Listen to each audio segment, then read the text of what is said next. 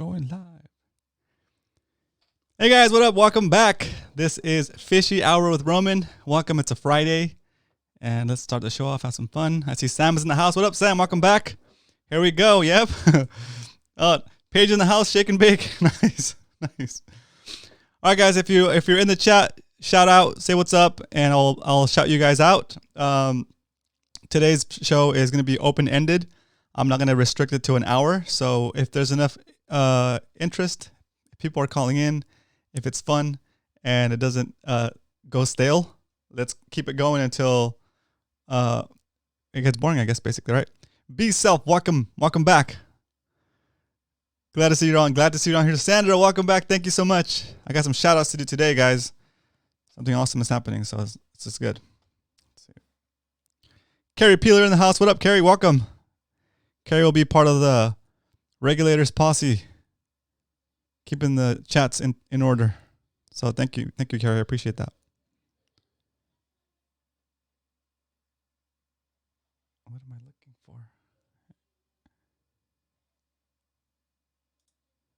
There it is. Cool. Let's see. Alyssa's back. Welcome back, Alyssa. Oscar's in the house. So first off, before we get going, guys, I want to shout out Sandra and Oscar for joining the Patreon campaign. Thank you guys so much. Really does help me keep this stuff going, keeps me motivated, keeps the wife at bay.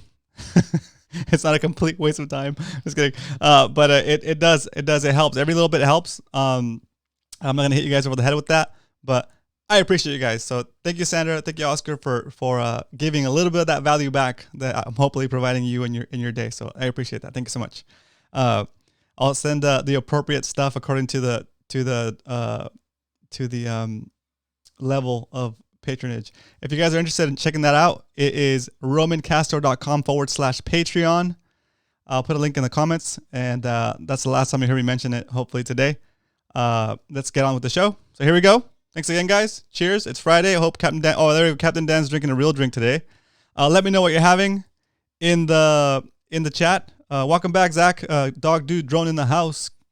Leonard's back. Awesome. Welcome, Leonard. Happy Friday, everybody. Welcome back, Jet. Andres. Let's go. Best part of the day. Oh, awesome. Thanks, Andres. That's really nice to say. Okay, so grab your drinks. Today I'm doing Stevia Cola.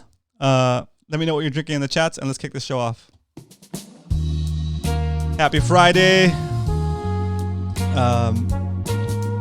It's been rough for me, guys. I know it's been rough for you guys too.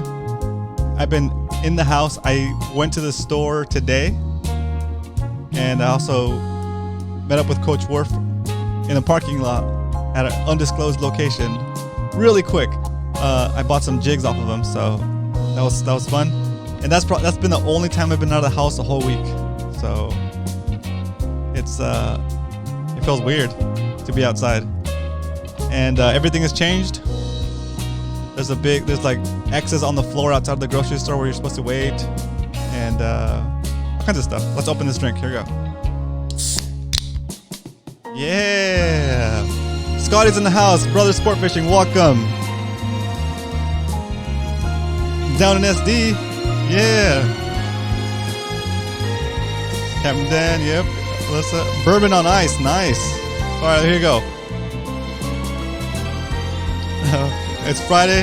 Not waiting for the theme song. Nice, Captain Dan. Nice. That's funny. Maker's Mark and ginger beer. Classic. Awesome.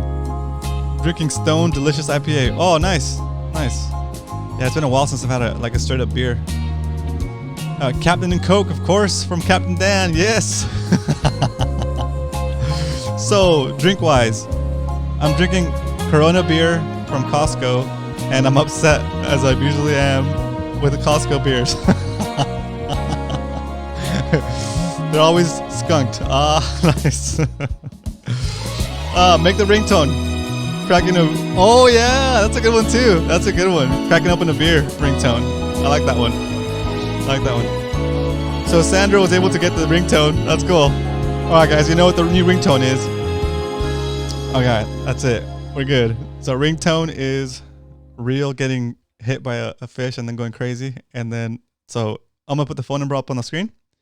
And then let's see if we catch any Catch any anglers on the line. I'm having too much fun with this, guys. All right, cheers. Happy Friday. Hope you're enjoying. Hope you had a good work week and it wasn't too stressful. It's now the time to relax and have some fun. Just hang out. Coach Worf in the house. Thanks, Coach. Welcome. With no fishing, I may have to start drinking again. Right? I don't drink, but I see your point. I might have to start drinking too. That's pretty crazy. So today, guys, I don't have anything particular in the agenda. I just want to kind of make an open forum, give you guys a space to call in with no time restriction, but at the same time, let's keep the conversations entertaining and flowing. If I feel like we're coming to a lull, I'll cut off the conversation and kind of just take it from there. It's not any disrespect to anybody. I just want to make sure that everybody's entertained and that we're all having fun. Okay, so that's a disclaimer. But other than that, feel free to call in. We can talk about fishing. We can talk about not being able to fish. We can talk about questions you may have about fishing or lures or setups or boats or shore fishing. Any of that stuff is good. Kayak fishing. I have some stuff that I feel I have a good understanding of, like free diving, spearfishing, and kayak fishing. I feel like I have a decent understanding of that I can give advice to somebody that's coming up. If not, there's plenty of people in the chat that have more experience than I do that are awesome and are on here ready to help. So if you have any questions, take advantage of having such a good group of people that are willing to help you. So let us know. I see Mountaintop Flies just joined. Welcome, Mountaintop Flies. And Ryan is back. Welcome, Ryan. Awesome to have you here. Alex, welcome back. Ryan and Alex and Mountaintop Flies, we're talking about, we just shared what we're drinking. So let us know what you're drinking in the chats. What about your new irons, Roman? Yeah, they're still in the truck. They're still in the truck. Sorry, I need to bring them in and do my quarantine procedure. Let's not talk about me not catching any fish in the last 3 times I've been. Man, that's rough. But it's still nice to get out there. Even when my philosophy when it comes to fishing is when I can get out there and fish, it's nice to just be out there. And that's even more true now. Like catching a fish to me was like bonus time. Even though now I have been getting a little bit more fish lust, I guess you could say, on the sessions. I haven't skunked in a while. So that's good. What up, Aaron? Welcome back. Nice to have you here. Are you out fishing today, Aaron? If not, what are you drinking today, Aaron? What's your drink? It doesn't have to be alcoholic. It could be a soft drink. I'm drinking a CVS soda. So that's what I'm drinking. I don't regret it. Short sessions too. Cool. Awesome. So my question to you guys is, and I know everybody's got an answer for this. Oh, okay, cool. Perfect. All right, Coach. That's good. I'll just have to go grab them. Perfect. My question to you guys is, guys, Coke. Perfect. I love Coke. Oh, man.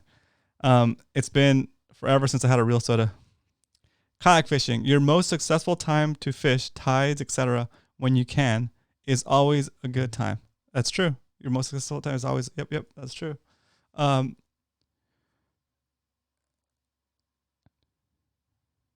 Yeah, I would agree with that. Like I've had the best times when the current is flowing for sure. Another Flores in the house. Welcome back. Thank you for joining. Let's see. Question. I've been eating more fish sticks lately. How much is too much?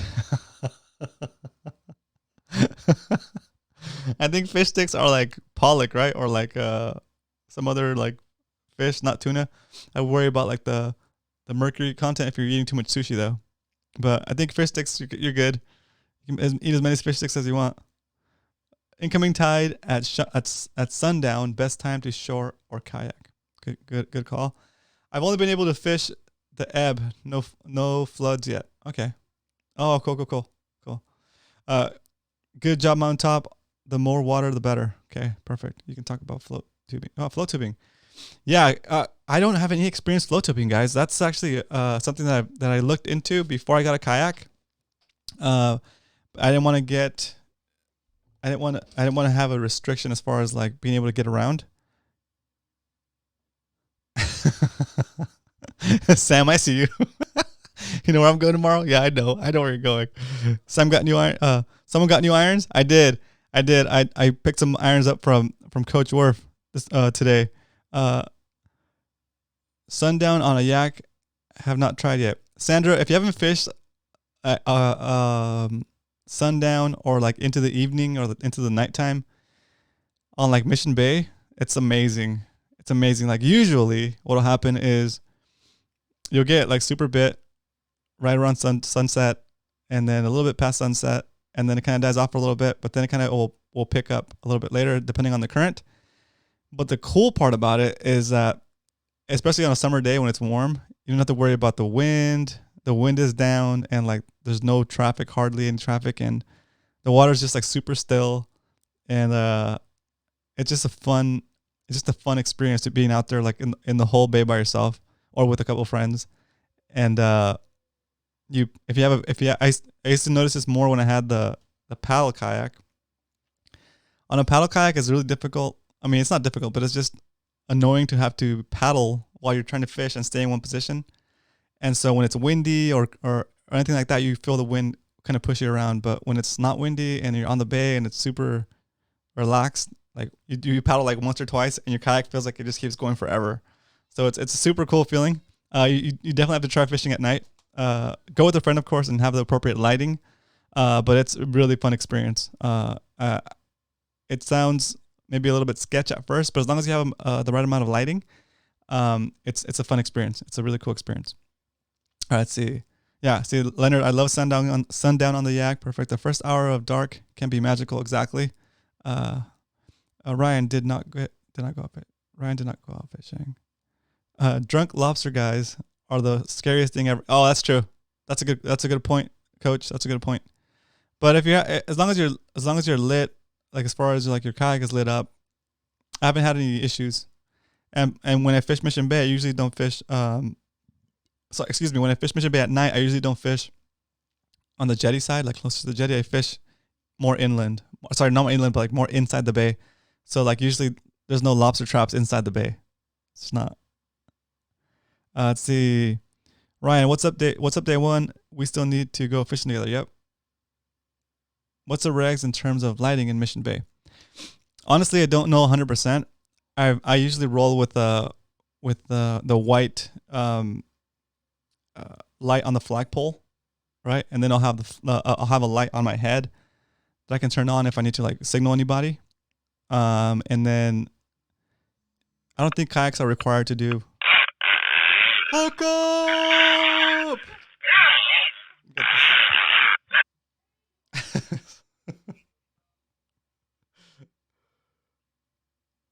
Thank you for calling Fishy Hour. This is Roman. Hello. Hey, how's it going? This is Angel. Hey, Angel. Welcome back. How you doing? Good, man. That all that nighttime kayak talk reminded me of the story real quick. Go for it. I love it. So when we first got our kayaks, Ray Benedict, yep. Me and him were hitting lobster fishing really hard during the night when we had time. This is like 2 years ago. And one night we were out in the middle of the bay. We had lunch from Coronado Island. And we were getting harassed by seals, dude, the whole night. We actually had to leave because the seals were like stealing our bait, almost jumping into our kayaks to get the scrap of the bait. It was crazy, dude. That's insane. So I don't know if you. Go ahead. That's crazy. So I had a similar experience. I went with a fellow who was also new at putting down lobster pots. We had about, I think, 3 or 4 each, right? So I'll let you finish your story, and then I'll do my story after we hang up. How about that? Okay. Go ahead. I'm gonna wrap mine up real quick. Yeah. But we all night were getting harassed by the seals, and at one point, Ray is like a few feet away from me, but I can't really see what he's doing. I just hear him screaming, and I paddle over there as quick as I could, and he almost got flipped over because he was pulling up his lobster net, and a seal jumped in it to get whatever was in there, and the weight of the seal almost caused him to flip over in the kayak, and he was done after that, man. Yeah, that's scary. That's super scary. Sketch too, man. Yeah, they're so strong and heavy, dude. Yeah. They were actually even trying to get their heads into our kayak to kind of like snatch the bait we had in the back of the kayak. Dude, that's so scary. You could feel them slapping and just like they'd come up and just burst out of the water next to us. But I haven't been kayak lobster fishing Super sketch. in, Yeah. for a while after that. Yeah. But I'm Well, gonna so do it I have a when I quick can. question. I have a quick question for you. How are you Yeah, rigging go up? ahead. How are you rigging up the bait inside the traps? So I was experimenting with a couple things, Yep. but during that time, what I was doing was just straight putting it into the fabric, or just using the bait, the bait, the natural one that's already in there, Yep. like just stuffing it in there, Yep. and just zip tying like a salmon head in there. Yeah. But Because you I were zip noticed that tying I it though, was for sure? using, yeah, but just really light duty zip ties. Okay, got Because it. I noticed when I was using I had like chicken wire made boxes, Yeah, that's not and good I was enough. using those for a while, and they're kind of pokey at you, and when a seal gets to it, sometimes the seals will just tear them up, and Yeah. and it's just not worth my time. So when you were getting it, when they were all over you that day, were they also getting into your bait boxes, on your bait cages? Were they still? Yeah, that whole night we didn't catch anything because They were ripping they them, were right? literally just following us and waiting for Yeah. us to drop our pots. And then they were ripping the pots, And by the time, or the cage. yeah, ripping them Okay, open and perfect. stealing everything in them. Okay, that makes sense. Okay, that's actually a really great story because it's going to dovetail into my story, and I think there's a good lesson here. So thank you for calling. This is perfect. Yeah, no problem. I'm gonna go ahead and end the call, man, and just keep watching. Awesome. Thanks, Angel. Hey, give us your Instagram handle so we just go follow you and say what's up. I don't have one. Ray's been trying to get me to get one, but I'm like, Coach, I don't feel like I need under the one. radar. Yeah, no worries. It's all good. It's all good. Well, I appreciate you All right, calling, man. and I Thank you. appreciate you watching the show too. So stay tuned, and we'll talk about the next story next. Thanks. Yeah, no problem, man. Thank you. Bye. Thank you. Bye bye. All right, guys. See, this is why I kind of like wanted to open up the phone lines and make it a little bit of open, just open talk, because this brings us to a really good point. And then I'll ask you guys to chime in on that once I'm done with my part of the story. Okay, so I had almost similar experience. I think it was just as traumatizing for my pops. So picture this: my dad's never been on a boat, right? He's never been on the boats, right? I put him on my Kraken 13.5. It's a kayak. It's not as stable as a Hobie, right? And he's like feeling wobbly. He's got a paddle, right? And I go out with it's me, my pops, and I'm on the Hobie. My dad is on the 13.5. And that kayak, if you lean over to the side a little bit, it does feel like it's gonna roll. So if you're not sure of it, if you're already scared, it's kind of weird, right? So we launch right when it gets dark, right? So it's nighttime. First time on a kayak. First time on any kind of water vessel.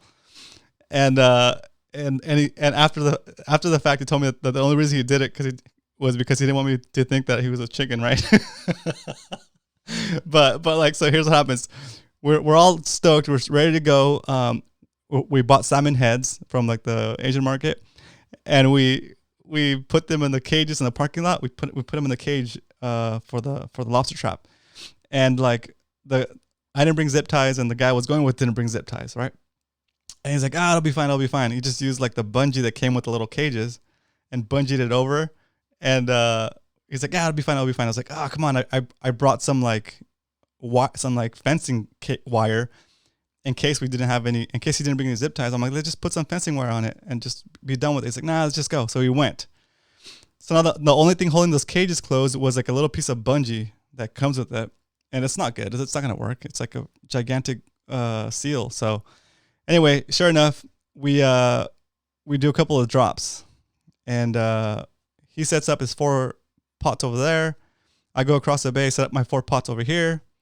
And then we fish for a little bit. My dad's like putting around. He's in the dark. I'm kind of pulling him along with a rope, and he's kind of learning to paddle around. And in the dark, and then so finally we go back to check my friend's pots, and he brings it up. He's like, "Oh, it's empty." He's like, "Oh, the bait is gone." And I was like, "How can the bait be gone? Is the trap closed?" He's like, "Yeah, it's closed." I'm like, "Well, how can the bait wouldn't just melt? It's a skeleton. It's a skull." So anyway, we're talking about this, and then he takes up all of his pots, takes them all up, and sure enough, all of them are missing all the heads. They're all like they've been just jacked. So I'm like, oh no. I'm like, all right, let's go back to check mine. So between the time it took us to get back to my pots on the other side of the channel, the seals were going crazy. They were already like running around, and you can hear them like breach like close to the kayak, kind of to check it out, to what we're having, see what we're doing, kind of like they were like getting aggressive with each other as far as like who could get closer. So like in that aggressiveness to get closer to the bait, like competing for the food with each other, they were getting a little too close to comfort for us. So then by the time I pulled up all of my lobster traps, there was already a seal over there working my traps too. Like all those got jacked for the bait too. So yeah, and needless to say, like my dad's like freaking out because like there's like this big mammals in the water moving around, and it's like it was an experience for him for sure. I have not been able to get him to go out again.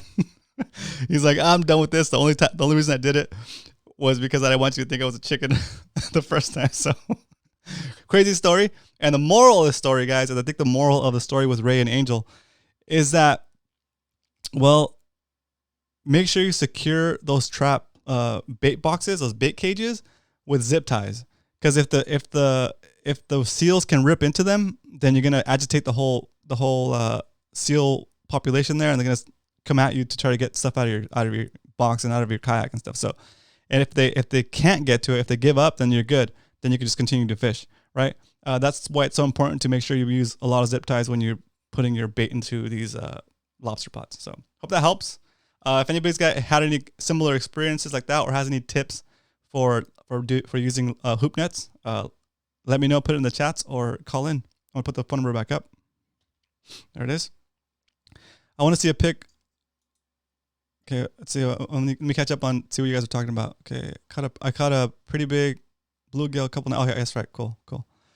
PVC pipes with 1/2-inch holes drilled in the way for lobsters. That's a really good option, Coach. That's a really good option. It's a cheap option too. What up, El Matador? Welcome. Evening. Hope you're having a nice drink. Let us know what you're drinking in the chat. Hello, fishing people from Doug. What up, Doug? Thank you for making the connection with Bullbuster Braid. That's awesome. Bullbuster Fishing Line. Let's see. I fish Alaska. Wow. I can bring back salmon heads. Nice. Leonard's back in the house. The light pole I have has an on-off switch on the light. Yeah, it does. That's weird. It might not be waterproof if it has an on-off switch. Usually it's a twist on, and when you twist it tight, and then when you loosen it a little bit, it'll turn on. I have to use a bottle with a wide mouth, a very light coat of spray paint inside the very bright cheap LED from Amazon. Okay. So you're talking about how to make how to make your own identify, or like your own light for your kayak. That's perfect. Oh, Doug, third timer. Woo! Leonard, any recommendations? Okay, cool. I've never seen it. Okay, I'm gonna skip forward. You guys are having a good conversation. I like it. Roman, you ever notice hooks bent out from Ned rigs? Can't use them anymore because of that. Wonderfully able. Welcome to the stream. I think it's your first time here. If it's your first time here, type in first timer, all caps, so we can shout you out and everybody can say welcome to the show. So I think wonderfully able might be your first time here. So welcome. Yes, I have, and yes, I do just discard with them. I've had a couple situations where the hook break, and a couple situations where I eventually notice that I'm not getting hooked up as well, and I check the hook and it's because the hook is bent. So yeah, it happens. I mean, it's a different style of fishing. Like your drag shouldn't be so high anyway. And with that thin of a wire hook, the fish is pretty much going to hook itself. Like you don't really need to set the hook that hard. It's going to pierce itself basically as it tries to drop it and go away. The bait cages are worthless. Use PVC with holes drilled in it. Okay, good job. Brian, Walmart sells LED light with a clamp made for boats, in battery powered, and has a switch. Perfect. That's a good option too. Put it like on a broomstick or something. Roman, you never notice? Okay, good. Don't forget to be wearing your PFD and having a knife on it. Yep. Pulling up lobsters, pots on a kayak can be dicey. Yeah, it's super dicey for sure. I feel super comfortable doing it on the Hobie though, because it's got a wide base and like I feel kind of stable. But even then, I'll only fish I think 2 or 3 pots at once, or maybe 4 is my max. I'm still waiting for Roman to challenge boaters from his kayak. We're gonna do, Sam, when we can all fish again and everything opens up. We're gonna do a boat versus kayak tournament, like you said. That'll be fun. Don, welcome, dude. Is this El Segundo, Mabry up a okay? I didn't catch the rest of that. Well, welcome, Don. Welcome to the chat. I don't think I've noticed you in here before. So, first timer. Yep, Don, first timer. Welcome, Taylor, first timer. Nice. Welcome, Taylor. Welcome to the chat. Let's see. Oscar's in the house. Yeah, there you go. Gerald, welcome. Another first timer. Gerald, you sound familiar. I think I might know you in real life. Gerald, sounds so familiar. Welcome. Okay, so bending out Ned rig hooks must be rocking heavy drag on a line. Yeah, exactly, right? So that's what it is too. Yeah, there you go. That's a great advice, guys. You need to turn down you need to loosen up your drag a little bit so it's not too much force on that hook. Sandra, thanks. OEX San Diego is closed right now. If you want to come out to the shop, call in first. Owner is there for a few hours each day. Oh, that's cool.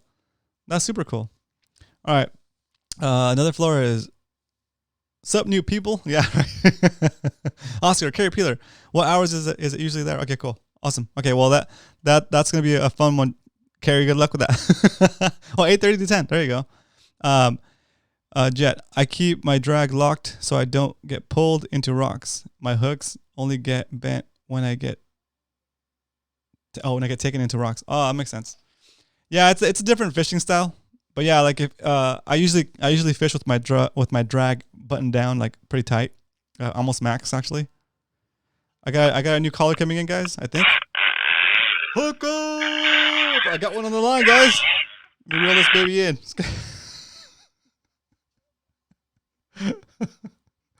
Welcome to Fishy Hour. Who is this? It's Alyssa. Hey, Roman. Hi, Alyssa. How you doing? I'm great. Yourself? Pretty good. Am I having too much fun? Yes. And I've really been enjoying your live show. How is that going in comparison with doing a regular podcast and the video series? Live is like a little bit different, eh? Live is scary for sure. Live is scary. You seem to be rolling with it pretty well. Yeah, it's a learning experience. It's kind of part of the reason why I wanted to do it. It's going to force me to practice and get better at it. And then eventually, I think this will build up the skill set that I could do my actual spearfishing show a little bit more live, a little bit less editing, and that'll make it easier for me to produce as well. So, yeah, it's kind of a teaching ground for me too. So, how are you doing? Pretty good. Obviously, I wish I could go spearfishing right now, but can't really do too much of that. Right. I got twice in the last 8 weeks. Nice. The last time was kind of right before everything got shut. Before that was a nice little charter, which was cool. I saw some halibut finally. Oh, nice. I saw more than a puff of sand. Nice. All right, so let me bring everybody into the conversation so they know what's going on. Okay. Okay. So Alyssa is a spearfisher woman. Okay, guys. She's a free diver and she spearfishes and she does it like in the coolest way possible, which is only with the pole spear. Okay. So she's not out there with the spear gun. She's out there with the pole spear, and hunting with the pole spear is more difficult than with the gun because you have to get really close to the fish in order to land them to get a good shot on them, right? So it kind of forces you. I'm sorry for the extra calls coming in. It kind of forces you to hone your craft as a free diver and as like a hunter, that you can close the distance on a fish to get close enough to hit it with a pole spear. And when I say close enough to hit it with a pole spear, I'm talking like 4 feet, 3 or 4 feet. The tip of your spear's got to be 3 or 4 feet from whatever your target is. So she's getting fish and she's killing it. So that's super awesome. And that's kind of the background of Alyssa, guys. That's who Alyssa is. Okay. So that way you know who you're listening to. Thanks, Roman. Yeah. Says the person who the first time I went spearing with caught a giant halibut on a pole spear. So pole spear buddy. Yeah, exactly. Pole spear buddies. That's awesome. So if you guys saw the video of me spearfishing a while back, like maybe maybe a month ago, 2 months ago, maybe. Alyssa was there. She was my dive buddy. She was my dive buddy when we did the We got that halibut. So super cool. So you saw halibut. Oh, yeah. Sorry to interrupt you. Yes, I saw halibut, and I'm no, it's good. I'm looking at the comments, and people are saying that they wish they could go fishing and they could get a haircut. Yeah. I cut my own hair the other day. I have short hair, and you can do it. You just need to watch enough YouTube videos. I mean, you need to break it up every once in a while from watching clearing YouTube videos. Yeah, exactly. Yeah, exactly. So while we were spearfishing, Alyssa wasn't familiar with like looking for the halibut and what to look for. So I was kind of like trying to help her. Like, I would find one and be like, "Oh, look, here's one. Come look at it." And she's like, "Where is it?" I'm like, "Where's?" Oh, and then like eventually, like later on in the day, she kind of started spotting them on their own now. So when she said, "I finally saw a halibut," it's because she's been working on spotting them. So that's good. Super cool. Yes, which I know I've swam over tons of them, but it's like, I don't know. I'm not so good with that version of where it's all, though. I'm working on it, though. Like, I actually saw them swimming away, which was cool. There's some decent, I saw some decent size. I can only imagine what's out there right now that they've had a little bit of a break, huh? Yeah, exactly. Man, and then I just got like a new suit that I want to debut, and I'm like, yes. I don't want to put it on because if I put it on, I'm going to cry because I want to get to the beach. So crazy. Dude, for sure. I just got a new 3 mil, and I was so looking forward to. My sister in Hawaii is due in August, and I was hoping to get out there and spear a little bit, and I don't know, just kind of hang out with her while she's going through this pregnancy. But no such luck. Man, that's okay though. I live vicariously through my friends who just got a boat there and have been going out. It's my friends that don't eat fish but like to spear fish. Yeah. The Roy. Oh yeah. They've been killing it. So the Roy, like the scorpion fish, right? Oh no, they're not scorpion fish. They're like the little peacock grouper. Yeah, peacock grouper. That's right, like a little grouper. That's and they're invasive. They got Ciguatera. That's right. I remember so that. You can shoot as many of them as you want. Like it's actually a really good thing to shoot them. There's a couple other species of invasive species that don't have Ciguatera that you can actually hunt. But those peacock grouper are really hard to catch. So, and I mean, everything's a little deeper there too. So that's kind of what they've been working on. And they just got a new boat, so they've that opens things up a little bit. But that's cool. What do you know what their fishing rules are? What their like stay-at-home rules are? Do they have any? Oh, I think that's one of the reasons why the boat was very conveniently timed. Is I think it's kind of similar to here where you can go out by boat, but like most of the beaches are closed. Okay, that's cool. Fishing is a little bit more ingrained into their culture, so it's a little bit different. But I know all the beaches are closed just like here, awesome. And they're like taking the quarantine very seriously. I'd actually thought about going out there, and so thinking, okay, quarantine here, go out there, quarantine there. Because my sister's got a little like ohana, and I could be out there for like 2 weeks before, coming into their home. But I guess like the state of Hawaii, when you fill out your agriculture form, when you land in any of the islands, they do like house checks. Like they are taking them very seriously, which I can understand. You got people vacationing there for New York and all that, and that's a little bit different, So. That's true. Yeah, that'll spread fast too, because it's such a small space too. Crazy. For sure. So I've had this question for a while, and I keep forgetting to ask you. So you have been doing a lot of kayak fishing. Yep. What prompted that transition? Because there's a while where you're doing a lot of steering, or like, I mean, was it like a lifestyle change, or was it just what is particularly interesting to you right now? I was just curious. No, that's a great question. I mean, I'll always take the opportunity to talk about myself.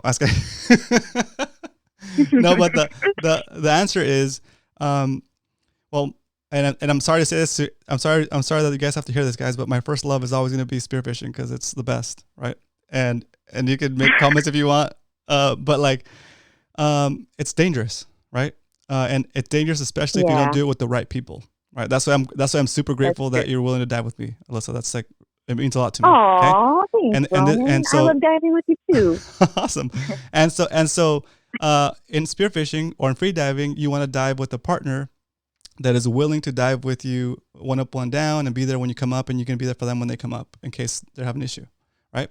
And so when I committed to diving that style, I couldn't find as many people to dive with, but I still wanted to be at least near the water, right?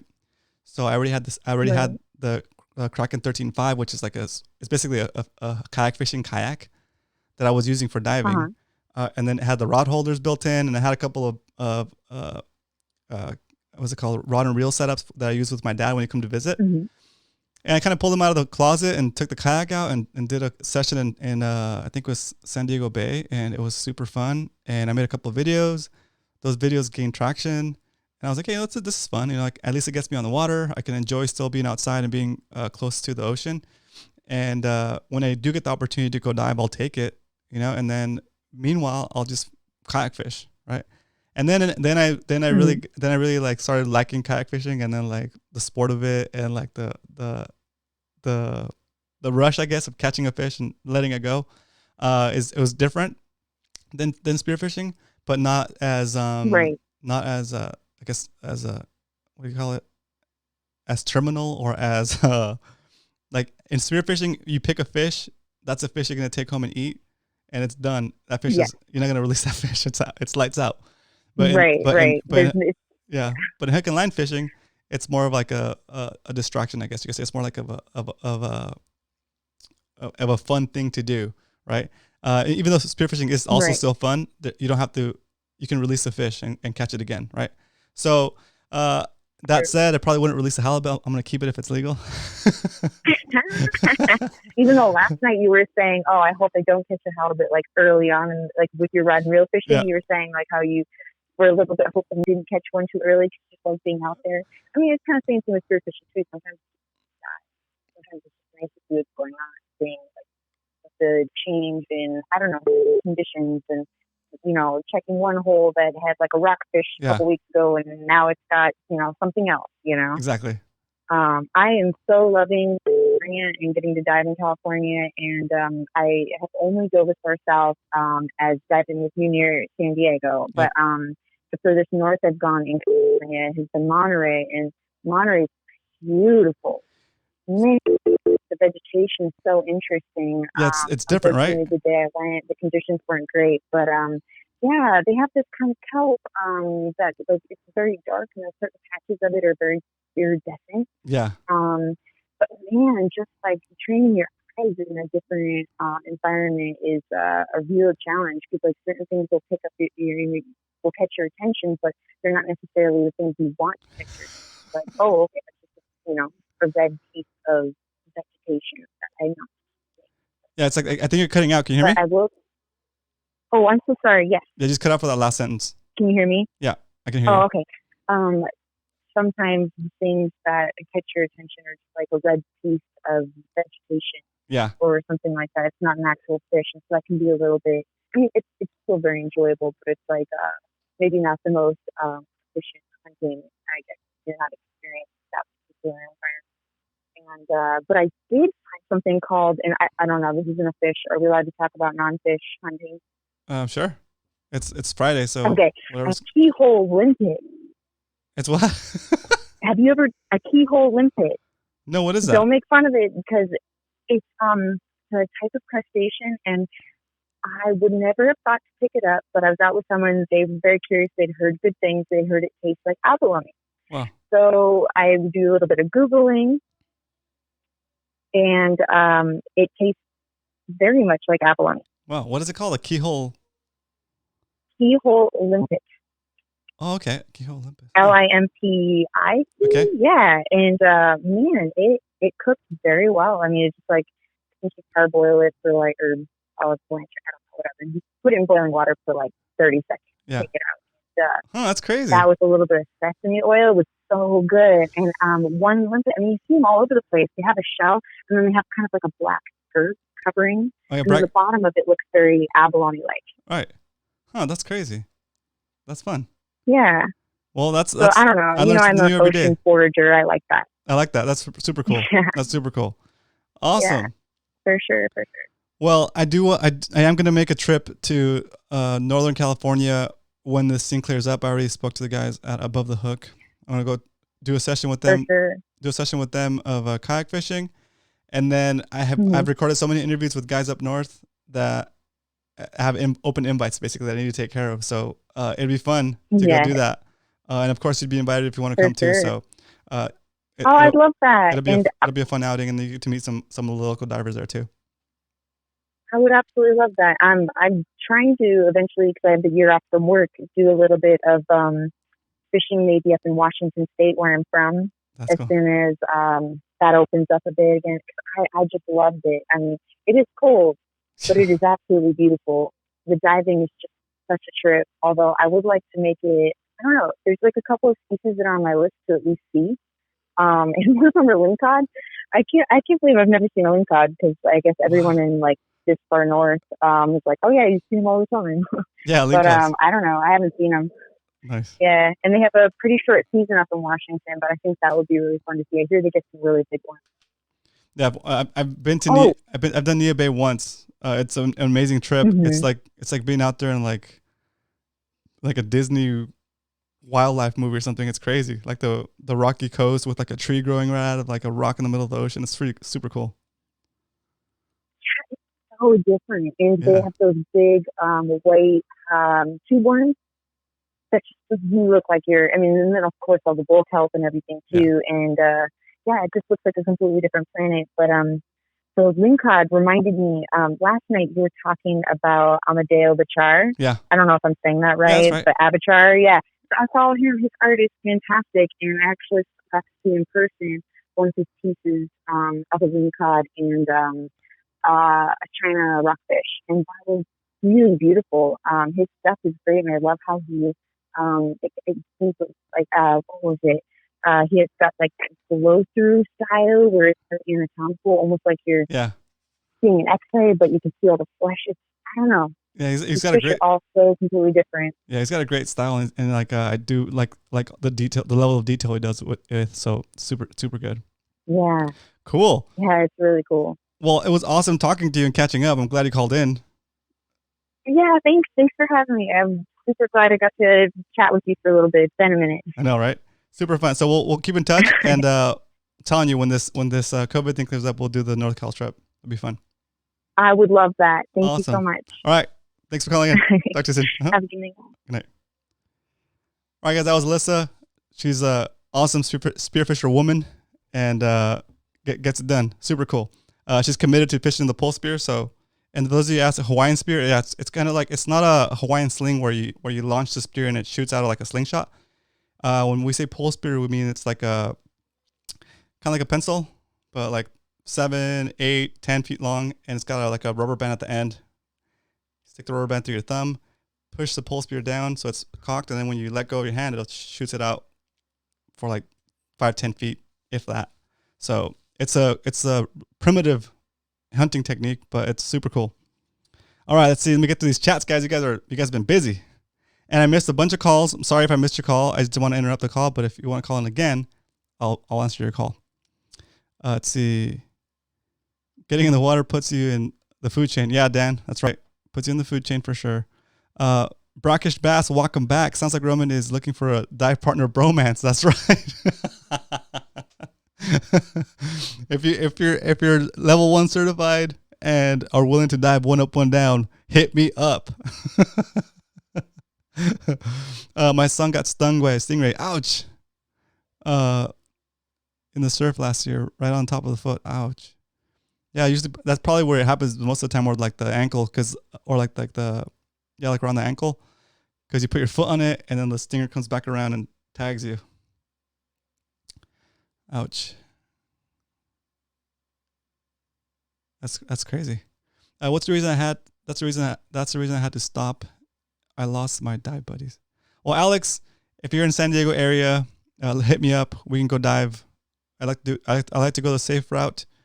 So let me know, and then we'll go diving, dude. It's fun. I enjoy diving for sure.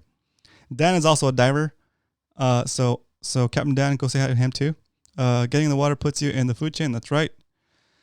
And you're not on top of the food chain, actually. That's true. Aaron, let's see what Aaron has to say. Oops. Lately, I've been targeting Corvina fishing, all back base, trying for stragglers, but they all will be here soon. Okay, so no Corvina action yet, or light Corvina action. That's actually a pretty good report. Thanks, Aaron. Ryan, I may have the opportunity to go fish squid in Monterey. I really hope so.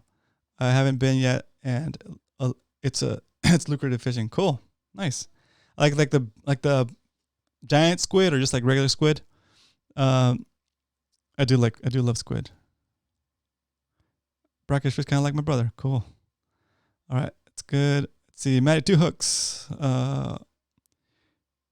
If you go fishing for squid, throw them on a double dropper and get some big lings. Ooh, that's a good idea too. You drop your squid rig with some double droppers on there, and then you might catch some rockfish while you're down there. Pretty good idea. Let's see.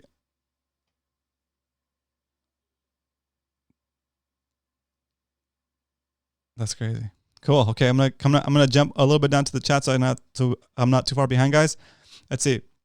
Alyssa, I run a Evolve CT9. That's the pole spear she's using right now. Big halibut stock those squid. Oh, big halibut stock those squid beds on the flats. That's true. Nice pole spear demo. Nice. I bet the light boats were looking for sport fishers. Yeah, exactly. When in doubt, hunt the prize. Oh shit. I smoked one chicken today for 4 hours. Oh, nice. I smoked the chicken for 4 hours. Came out great. Doing some steak tomorrow. Nice, Jet. Awesome. Jet, you were making lures, I thought. How's that coming along? Let me know if you're still making them, if you've made some. Yeah, let me know what's going on with that, because I think you mentioned you were gonna try to pour some lures. Another Flores. What do you guys mean by light boats? There's usually boats. Angel, there's usually boats out there with lights in the water to attract the squids, or to attract squid. I guess the plural for squids is squid, and I think that's what they're talking about when they say light boats. Correct me if I'm wrong, guys, because I've been known to be wrong. Nice. I smoked 2 stacks of pork ribs last night. Oh, that sounds so good. All right, I need to go back to the butcher shop and get me some meat to smoke for the weekend. I'll probably do that tomorrow morning, and do it all day. Should be fun. Just rumors I've been chasing. Okay, nice. El Matador, if anyone wants to take on a rookie, want to be a spear fisherman, let me know. I have the beginner gear and I'm ready to learn. Awesome. El Matador, that'd be cool, dude. El Matador, if you're not in the Spiro Nation community on Facebook, go request to be allowed in and I'll let you in and we can talk about it. Right now at the Spiro Nation community, I'm doing a buddy diver directory. So you basically put your name and the city you're in. Doesn't matter what part of the country or what part of the world. I'm basically putting together a list of people that are willing to go dive with other friends in the group, and then basically making the connection there. So check that out. Let's see. I have a question for all kayak anglers here. I've been looking into clothing options to keep me dry, and I'm launching through the surf. I don't want to resort to wearing waders. That's a great question, Maddie. So I'm going to start off, and you guys can chime in through the chats. So I wear the pants version of the Grundon's bib. So it's not a bib. They fit like regular pants, right? But they're waterproof. Okay. So, and they have Velcro at the heels. Okay. Or at the bottom of the pants, they have Velcro. So I'll put on my extra tough boots or my extra tough kayak shoes or deck shoes, whatever you want to call them. And then I zip down my pants at the bottom, and that seals me from my ankles to my waist. And then I'll wear right now I'm wearing the Anetic waterproof jacket. It does pretty well, and it overlaps over my pants, so that keeps me dry launching out of La Jolla, because I know like the PA14 goes right through the wave, and the wave just comes over pretty hard. So I've taken a couple waves to the chest, and when I get out, I just take off the jacket. Everything is completely wet outside. I take off those pants, take off the jacket, throw it in the front hatch, and I'm good to go. I'll be dry for the rest of the trip. So that's what I would recommend. Just figuring out, you don't even have to get like waders or anything like that. You could get like some waterproof pants that you could put over your pants for that day or over your shorts. And then and then from there take it to just layer basically. So that would be my recommendation. Let's see. Yeah, Grundens make great clothes that breathe. Yeah, exactly. And waterproof. Yep. See Samurai in the house. What up, Kevin? Welcome. Coach, I missed your call. Can you call back? Let's see. I don't think we have seen squid in SD for years. Yeah, it's been a long time since I've heard of it. Jet. Let's see. I got some open pore molds and I melted down my old plastics as a practice run. Perfect. Just looking to spend less on soft plastics. Okay, yeah, yep. So you're looking to spend less on soft plastics by making your own. That's what I'm gathering from your comment. So I've got the same pants in high vis yellow. Okay, cool. Yeah, okay, exactly. It looked like a tow trucker, a tow truck driver. Nice. Kevin, thanks for new hole in my pants. Brackish Bass wants to thank Kevin for a new hole in his pocket. Nice. For JDM stickies. Nice. Let's see. Maddie, I've been launching in board shorts and no shirt. Damn, like a savage, dude. Awesome. And keeping my dry clothes in my dry bag when changing out. But in the winter months, it does get cold. Yeah, it's a tough route to go. Yeah, exactly. So yeah, just do the waterproof clothes and then do the same thing and just take it off when you get out to where you need to be. So it's pretty good. Sorry, Coach. Yeah, I saw I tapped the wrong button. You can call in if you're up to it. Oscar, I had waiters in La Jolla and had to pee. That was fun. Okay, yeah, that's a good question. That's it. I mean, that's a good point. It's a good point, guys. Hook up. All right, let me get this. Excuse me. Coach Worf in the house. Hey, Coach, can you hear me? Yeah. Hey, what's up, bro? Oh, welcome, dude. Nice. Just hanging out, having some drinks, and enjoying some fishy hour, some fishy talk. We're gonna extend the show tonight. We're gonna extend the show out tonight, guys, a little bit. So, it's Friday. If you're not busy, hang out, and as long as we're having fun, we'll keep the show rolling. Okay. So, how's it going? What have you been up to? Going good. Well, looking at maps of Baja and the Imperial Valley as usual. Oh, nice. Drinking. How's the fun for Waylon Jennings go? Drinking and dreaming. Drinking and dreaming. Nice.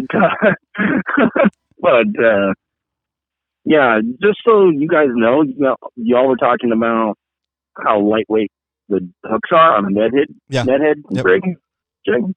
Okay, so here's how you can make your own out of whatever hook you can find that'll work. You just find a split shot that's the same weight as the nethead rig you like to use. Yep. And you clamp it onto. You can obviously use whatever jig hook you like. Find one with a nice thick shank offered by either Mustad or, some of the True Line hooks are pretty thick, beefy. I'd stay away from Gamakatsu since they break, but owner might have some. Nice. So you just clamp the split shot onto the head. You get hot with a torch. Don't get in whatever kind of coating you want, whether it's powder coat or Dex coat or salt ball. There's a whole bunch of them. But that's awesome. Basically, you just clamp the split shot on there, mash it with a pair of pliers to the shape you want, and you got a custom made net head rig. That's so good. DIY net rigs. There you go, guys. Dang, Coach Worf calling in with some value, guys. DIY net rigs. Nice. There is absolutely a ton of YouTube videos on how to do this. It's not a new technique. It's been around for decades. But it's a way that the old timers used to make basically custom presentation jig heads. Yep. So if you wanted something that was lighter than what was commercially available, you just get a split shot, you clamp it onto whatever hook you can find that'll do the job you want. You're in the money. That's also a pretty good like backup thing to have. In case you're in a bind, you add a net rigs, and you want to just make one real quick. That's kind of cool. Yeah, you can make up 10 or 12 a minute once you get the process down. Pretty easy. Yep. Sounds like a fun. Also, I wanted to talk to you about bait tubes. Bait tubes? Oh, yeah, that's right. For your lobster pots. Exactly. Go for it. So get your piece of 2 or 2.5 inch or 3 inch PVC. It really depends on what kind of bait you're using. If you're using anchovies or sardines, you want a smaller one. Right. So it's harder for Lieutenant Fuzz to pull your bait out the hole. Yeah. If you're using things like rockfish frames and salmon heads, catfish carcasses or something. Yeah, they need a bigger tube. Yeah. Then you need a bigger tube. But you can either cut slots into it with a hacksaw, or you can drill holes in it, or you can melt holes in it. Wow. But get a drill bit, a 1/2-inch drill bit, knock your holes, find some end caps. Just keep your PVC 6-8 inches long, and then the fruit bags can't get into it as easy. That's good. That's so true. The bigger holes you have, the longer the lobsters will stay in the trap, but the quicker you'll get robbed by the sea lions. Yeah, it's like everything in this world. There's a balance. It's a balance point. A balance of force. It's a trade-off. It's a trade-off. Yeah. I knew a guy who really liked cutting slots with like an angle grinder, or he liked cutting a slot in the PVC. That seemed to work for him. I don't remember what he used as bait, but there's a bunch of ways to go about it. But you need to make sure that whatever you're using is going to be bite resistant enough. Oh yeah. Yep. That because that's a big animal. The horde isn't going to be able to get to your bait. Yeah, that's a big animal. Yeah, well, they weigh up to 1,400 pounds or something. Yeah, exactly. For a male California sea lion, 1,500 pounds, something like that, I think. So, for any of you guys thinking of going out on the axe and putting it to them. Yeah, that's a good idea. That'd be a fun video to make, Coach. How to make your own lobster trap PVC pipe. Well, let me know when you're ready. I have an unlimited supply of PVC at work. Oh, nice. Awesome. Sweet. And your tax dollars pay to dispose of the stuff, so. Nice. I mean, nice. Anything I can prevent from going into... Recycling it. Yeah, I mean, well, the government pays to do recycling. Oh, okay, cool. You're going to say like anything anything we can do to keep it from going into the ocean? Wait. Yeah, anything, whatever we can... I mean, seriously, it's the same thing with wood for us. I mean, we have unlimited tons of wood that we pay to dispose of. Yeah. Because we're legally required to pay. It's not legal for us to leave it out and let people make use of it. So we have to, it's the same thing with plastic. It's the same thing with metal. I mean, I scavenged, 60 pounds of fishing weights the other day. Yeah.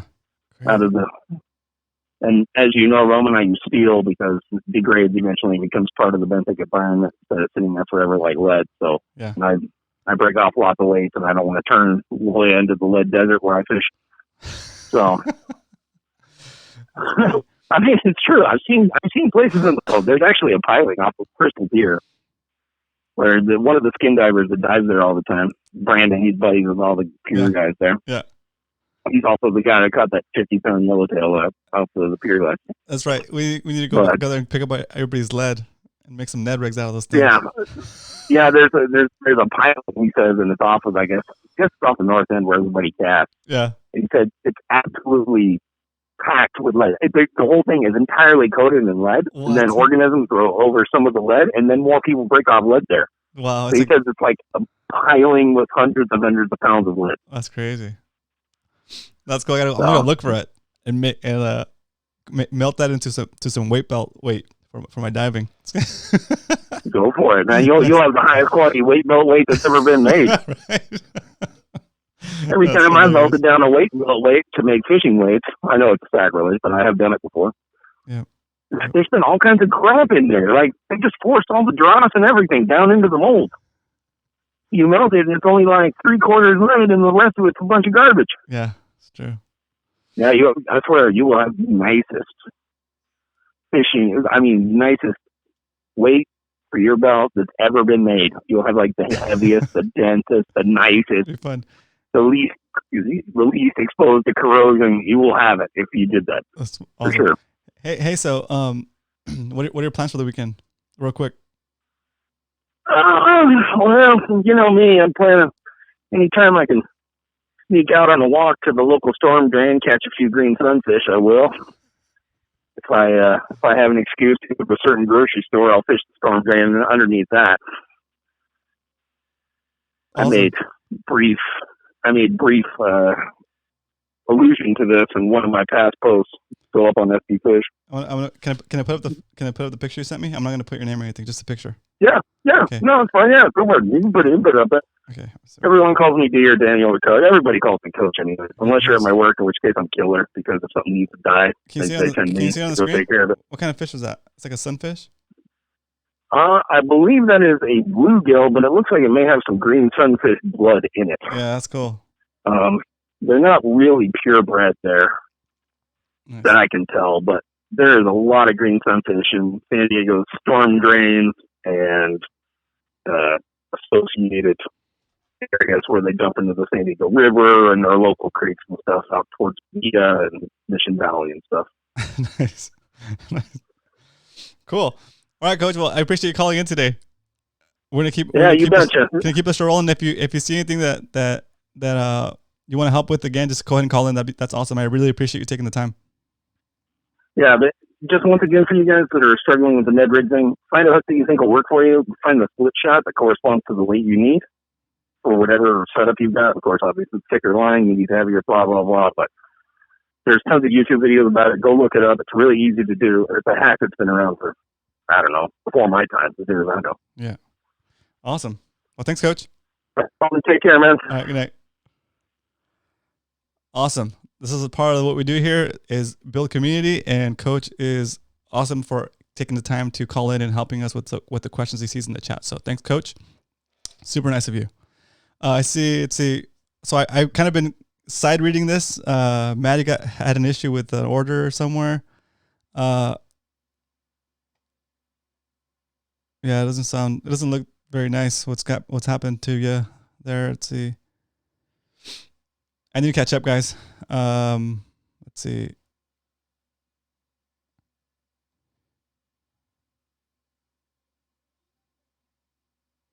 Yeah. Okay. So yeah, I can't keep up with the chat. Guys, I need to brush up on. I need to get better at this. But for what it's worth, for the most part, I don't like to trash talk any brands on the stream. If anything, a lack of mentioning any brand is yeah. Anyway, okay. So I think I had an issue with some customer service thing. Hopefully they can clear it up for you. Okay. Cool. All right. That's a lot. That's a big order, dude. All right. Sorry. I'm gonna keep going. Keep it going. Okay. Let's see. I'm aware of the. Let's see. Okay. Tranks 400 lefty. Brackish bass. Why a 400? I hear the 400 has some plastic components in it that are made out of a better material in the 500. Because the reason I say that was because I was looking into a 400 and I'm thinking about a 500 instead on that Shimano Tranks. Let's see. Trout made angler in the house. What up? Welcome, Mike. Let's see. Jet saw the posts on SC Fish. Let's see the irons, Roman. Yeah. Okay. Let's see. Yeah, I'm gonna grab the irons real quick. Salty Dangler. What up, Salty Dangler? Are you new to the stream? If you're new to the stream, type in first timer in all caps, and I'll shout you out real quick, even though I kind of already did. Yeah, show the irons, Roman. All right, cool. BFS, sweet. Probably my next setup before some salt gear. Okay, cool. All right. So hang in here, guys, for about, 3 minutes while I go out and grab the box with the irons, and I'll show you what I got today. I bought these off Coach, and we can talk about them real quick. So hang out. I'm gonna put the theme song on. Doesn't mean it's over. It just means that it's not over. We're just taking a break. We're not breaking up. We're just taking a break. I'll be right back. I'm gonna grab these irons so we have something to talk about. Okay, be right back.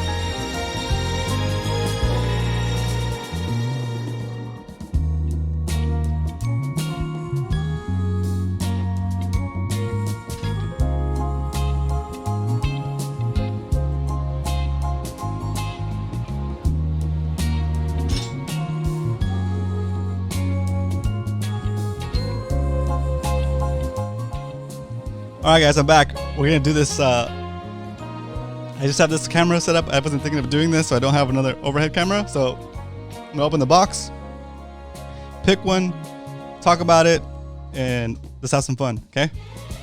These are the story goes. These were used by somebody who worked on a charter.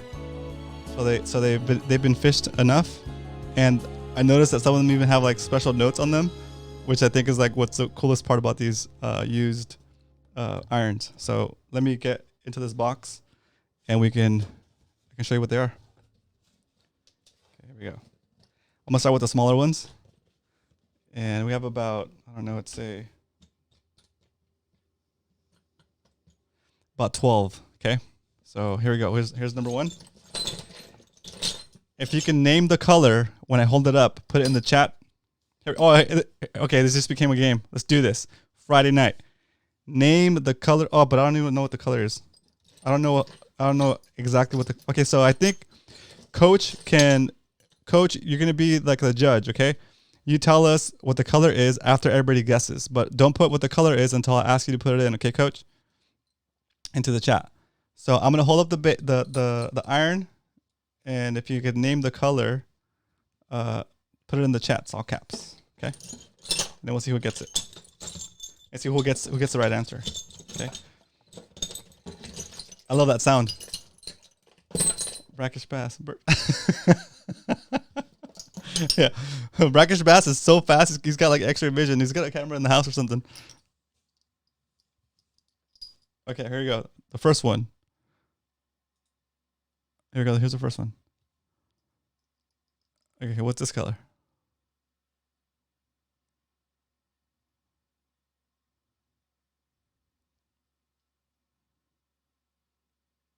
I have a delay. Yeah, I do have a delay. So what's Doug, I do have a delay. Let me know what this color is. Scrambled egg. Yes. Scrambled egg. Scrambled egg. There he goes. Peeler in the house. Carrie came through. Number one. Good job, Carrie. You did it. Scrambled egg. Done. I'm going to take these and I'm going to put them on the wall for the next show, guys. So for now, I'm going to just set them out here to the side. This also kind of makes it fun for me to untangle all of these. That one didn't have any special messages, so we'll see the ones that have a special message. I'll read it to you guys. It's like notes from the guy who fished these before.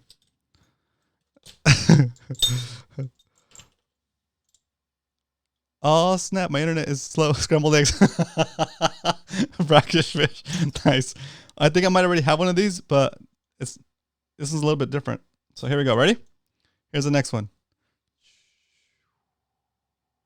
These are classic. This is a classic one, I think. It's like it's a Tatty 45.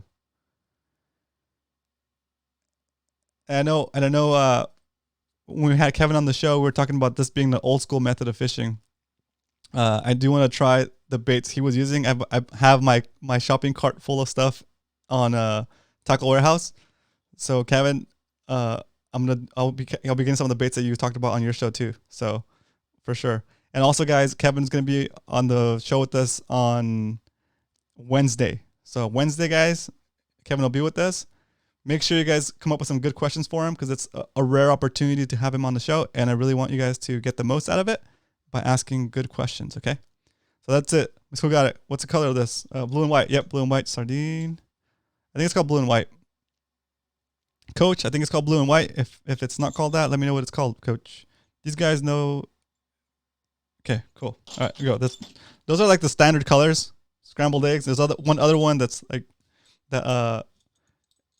Everybody's probably gonna guess right away. So let's try this one. I don't even know if Coach knows what this one's called. It's well worn. It looks like it's been filed a little bit too, probably for better action. Here's the next one. Boom. This is maybe it's been. I think it was hydro dipped. Yeah, it's probably hydro dipped. Salus SJX Junior. Salus SJX Junior. It looks like it's hydro dipped. There it is. What color is this? So funny. Is it called bird shit? This one? It's green. I guess it kind of does, because I guess it's what kind of bird, right? Oh man. My old. Okay. The guys that are moderating, if bird shit or bird crap is allowed on this episode, because it's the real name of the thing. Okay. Here we go. Oh, here's another scrambled eggs. This is another scrambled egg, guys. This is a Salas 7X. The other one was a Salas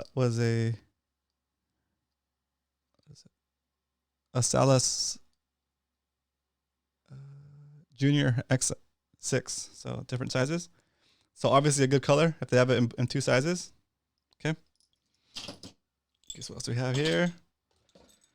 Oh, this is a nice one. There you go. Ready? What's this one called?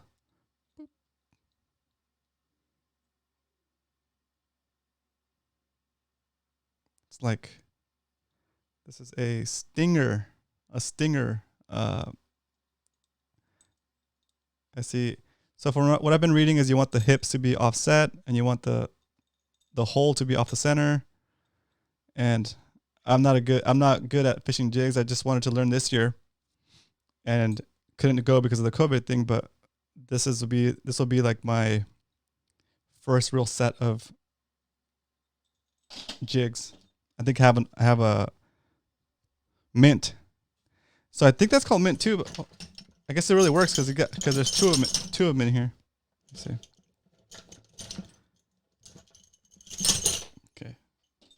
Looks like one might be. Oh, this is a JRI 7. It looks about the same. But this one's got a special note on it. Let's see what it says. This one says Bonito Whacker. So, Bonito Whacker. That's awesome. Bonito Whacker is a JRI 7. That's funny. Cool name, like special note. Excuse me. Excuse me. All right, here we go. Next one. Okay, this is a little guy. Oh, sorry guys. I'm sorry. I'm spacing on the name. All right, here we go. I think this is just a blue and white one. But this is a smaller version of it. I would even Tatty double A. This looks like I could probably fish this in the bay.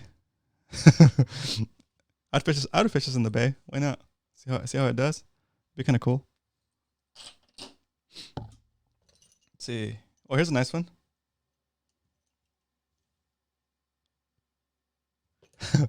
This is a good one. This is a kicker. Kicker 25. And the note on it says, "Can it catch bass?" Question mark. So it's more. I think this lure comes with a challenge. I think. Can it catch a bass? So I'll fish. I'm gonna try to fish this in La Jolla or something. See if I catch a calico on it or something like that. That'd be fun. Can it catch bass? Okay. And I don't know what color this is. If you know what color this is, put it in the chat. Minty white candy bar 1112. Yep. Nice. Minty. Sea lion puke. I love that. Like, that's a cool name. Sea lion puke. Caught spotty on AA Senorita. Oh, that's cool. This is a Senorita. Cool. And you caught a spotty on the AA. Ooh, that'd be sweet. So that would be fun. This would be fun to fish and catch spotties on.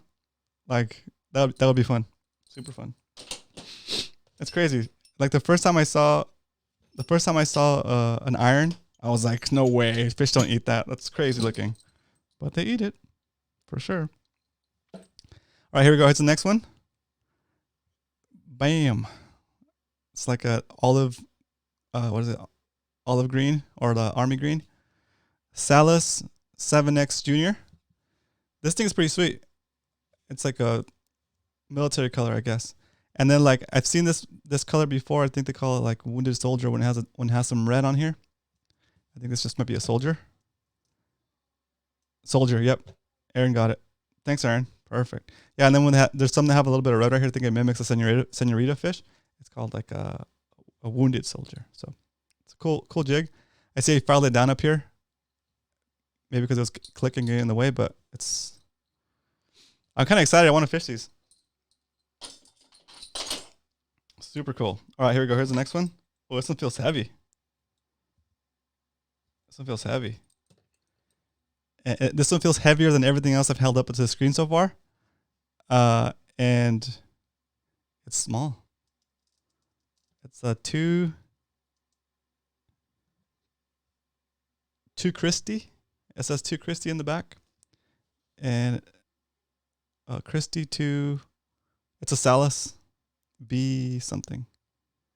BY? By Salas. Oh, I see. Christie 2 by Salas. It's heavy, guys. This one feels heavier than everything else I've held up. So I'm assuming this is one of these like one that you jig straight down. So super cool. This is definitely something I'd do in La Jolla. Try that guy. Busted up chrome. That's right. It'll match up with my busted up fishing gear. This one feels different. All right, here we go. This is a UFO Pro Light. I think I just gave away the name. The name. Sorry, guys. This is a UFO Pro Light. It still has a sticker on it, which I think is means it's new to me. Yeah, it still has a little bit of the sticker from the price tag right here, and it says UFO. Yeah, UFO Pro Light. Yeah, UFO Pro's Light. Okay, cool. I think this is kind of like the bird poop one, or squid. No idea, but I like that. Cool. Yeah, it's a cool one. Looks like it got like brush painted, and they focused on the tops, and then they might have coated it with something. But it looks good. I'd fish it. And the last one in the box, it's a big one. It's a big boy. It's called JRI 5 is the model, and it looks fresh. I like the finish on it. Looks good. And the best part about this one is that they dubbed it the Big Bad Wolf. So that's pretty cool. So I like these jigs more for like the I know, because I know they've been fished, and somebody's loved these jigs, and they've taken the time to make special notes on them because they fished them so much. So that's super cool. I like that. So that's it, guys. Those are the jigs I got. Special deal from Coach Worf. So thanks, Coach. Yeah, it's a big one for sure. It's a big one. Big yellows. Yeah, that'd be so good. It feels heavy. It's probably it's a toss up between these weigh about the same, guys. So like, yeah, they weigh about the same. It's crazy how that works. So there they are, lures. I like that sound though. Maybe we should make that one of our sound effects on the board. Anyway, it's kind of like that sound and like the sound of a spinnerbait or like an A-rig with all the blades clinking around in the wind. It reminds me of fishing. It gives me like a little bit of a rush. So let's see. Mint. Yep. That's mint. Big yellows on that guy. Yep. Mint on mint. Nice. Better get the 500 reel for those things. Yeah, exactly. Man, that's super cool. So, yeah, definitely 500 reel. Reminds me of Cubano's color from Pokemon. Oh, nice. Sorry, guys. I got the cough attack. Yeah, Pirate Sailor. That's funny. I play Pokemon with my kids for their breaks when they're in between doing schoolwork. Brackish Bash. I wish they made 500 tranks in lefty. Oh, they don't make it in lefty. Huh. That's crazy.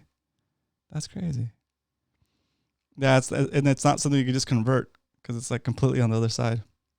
That sucks. Huh. Oh, I'm not lefty. Brackish Bass is lefty. I'm righty. Yeah, pretty crazy. Cool, guys. So I don't know where my drink went. Any questions? Oh, I have a question for you guys. Okay. So I want you to close your eyes and think back about when. And I'm gonna put the phone number up here too for this. Here we go. And think back of when you first started fishing. What was your biggest obstacle? Like what was your biggest challenge? Basically, I want you to go back in time and give yourself one piece of advice that would make your entry into fishing a little bit easier. Okay. I'm trying to write a blog post for new anglers. And I think if we all think back of what was the switch that opened it up for us, it'd be good advice to give to somebody that's new. So if you're willing to, drop it in the chats or call in and let's talk about what was that moment for you? Like when you first your first breakthrough, basically. When you started to really try to get into fishing. Okay, let's see. Awesome. I see stuff coming in already. So awesome job. So Sandra, waking up early. Yeah, I think I haven't learned that lesson yet. Waking up early, great piece of advice. Salty dangler.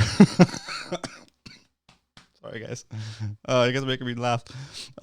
Slow down. Yeah, slow down is one I'm always working on. I'll catch myself reeling too fast too. Jet, low and slow. Perfect. Low and slow. A. Kruger, conventional reels. Nice. Yeah. Switch to conventional reel for control. Yep. Brian, getting my dad to take me. Hook up!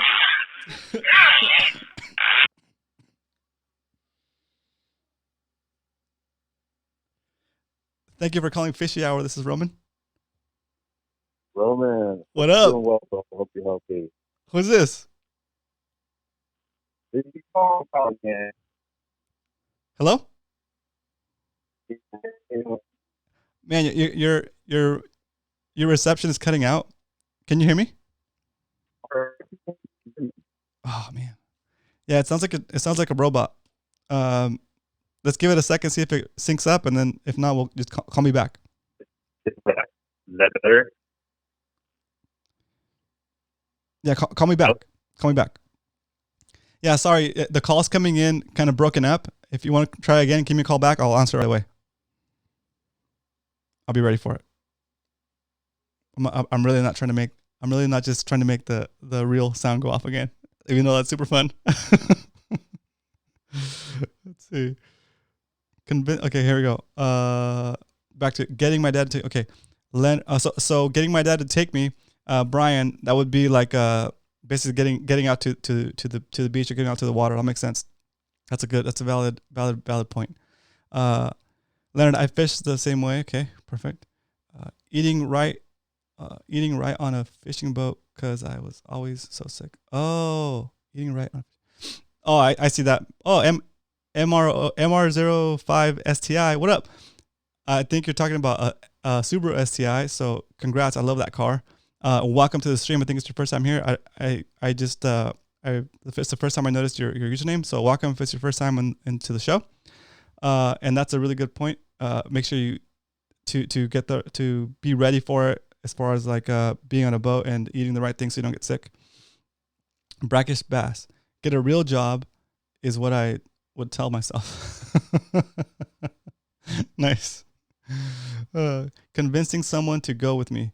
So Alex, finding a fishing partner and finding a diving partner seems like you need to join a club. What I would recommend is you join a club. If you want to join a spearfishing club, check out San Diego Freedivers if you're in San Diego. If you're a little bit further north, there's like North County Depth Finders. If you're a little bit north from there, there's OC Spiros. There's like LA Fathom Mears and Long Beach Neptunes. There's a ton of spearfishing clubs all up down the coast that you can join, and you'll find friends you can dive with. And especially the OC Spiros, those guys are super good about diving safe and having their members take classes to be better divers. So, and as far as fishing, here he goes. Oh, hook up.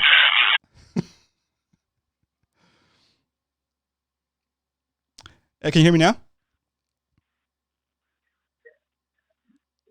Oh, it's still coming in broken up. Hello? Oh, I got you. There you go. Hello? Roman, hope you're healthy, man. Hope you're doing well. Thank you. I'm trying. I did. Aren't we all? Right. I caught a little bit of a cough. I think with all of that smoke meat I was making last week, and staying up late and getting up super early, I caught something. Yeah, I hear you. And I don't think it's a thing. I don't think it's a COVID, but I do have a little bit of a chest cough going on. I don't have any temperature or anything like that. So I've been kind of quarantining myself in this room, and then when I leave the room, I wear a mask. And anyway, well, I wish you the best, brother. Thanks. Yeah, I mean, we're all trying to get through this. Yeah. So what do you said the most important aspect of fishing, or the most useful thing? Yep. When you're first starting out, my friend. Yep. Patience. That's the most important thing. No expectations when you go. That's, for me at least, that's been the most useful strategy to apply. And I'm sure you can relate. I'm sure you could tell many stories of how you've had to leverage that virtue. Exactly. So would you I would call it mindset, kind of like if you go there with not too big of an expectation, you'll get a small win will feel like a big win, right? Yeah, absolutely. I mean, that's why it's many things in life.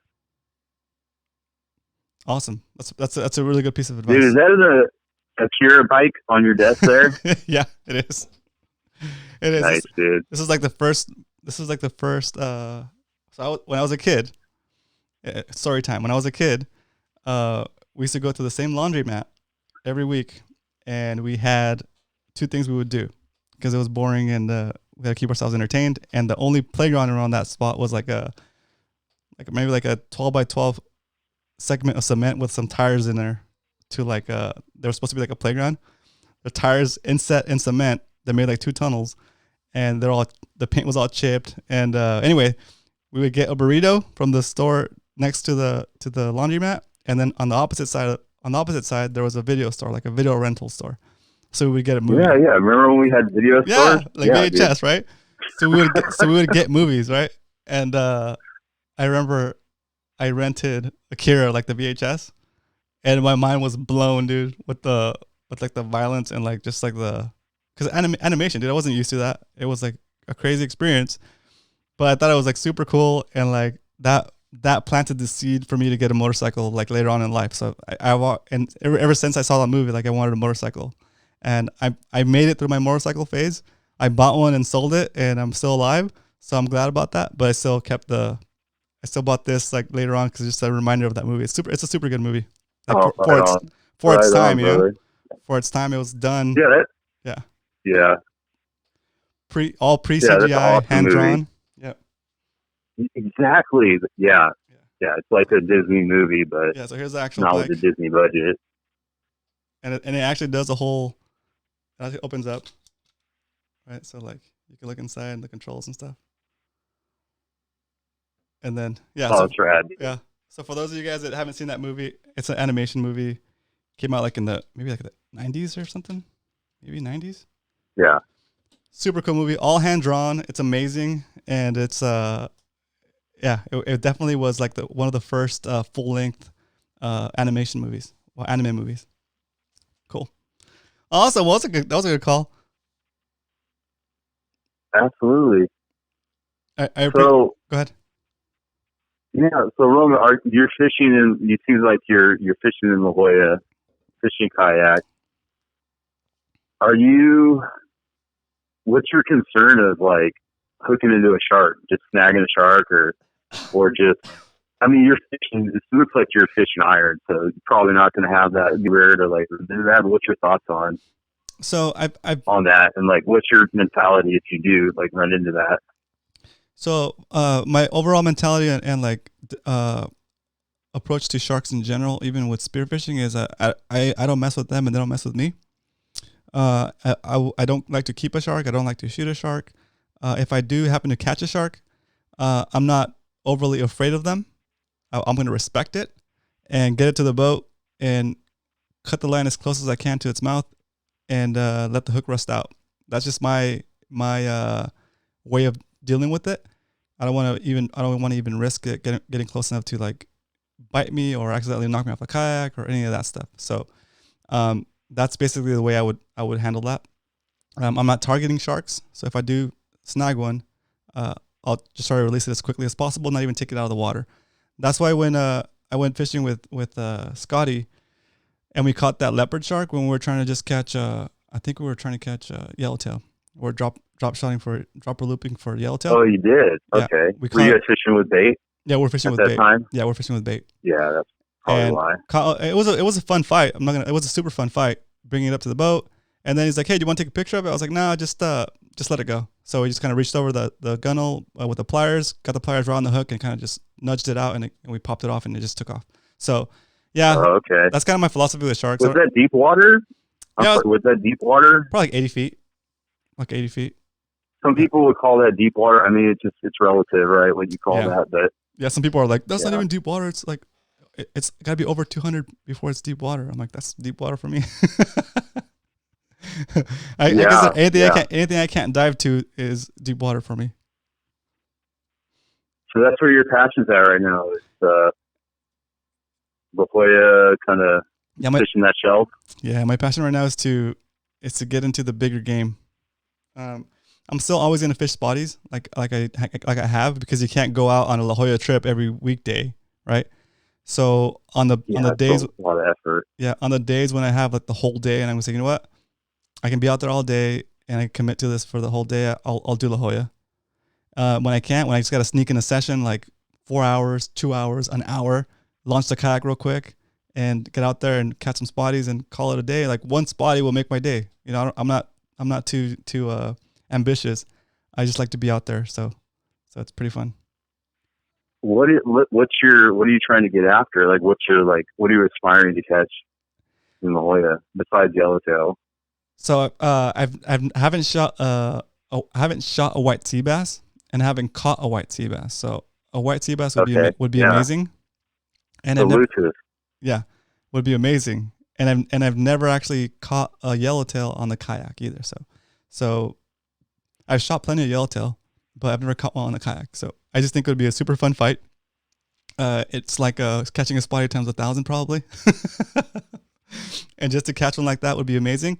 And then also, I saw some stuff that Kevin was doing where he's like catching them on the surface, not on the surface, but like using those baits that you talked about last week. And that looks super fun. That's why before that I was looking into like fishing with irons.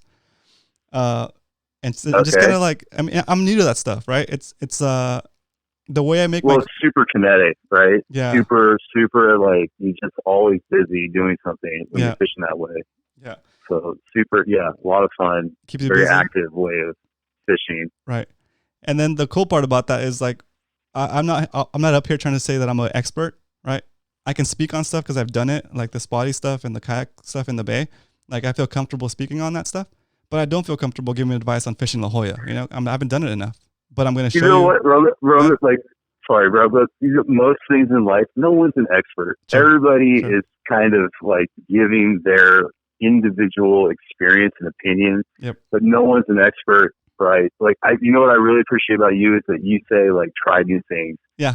Like I've caught fish doing things that other people have criticized me for, right? Just trying new strategies. Just as long as you're open, and you just have that mentality. That's the way to go, brother. That's true. I agree with that 100%.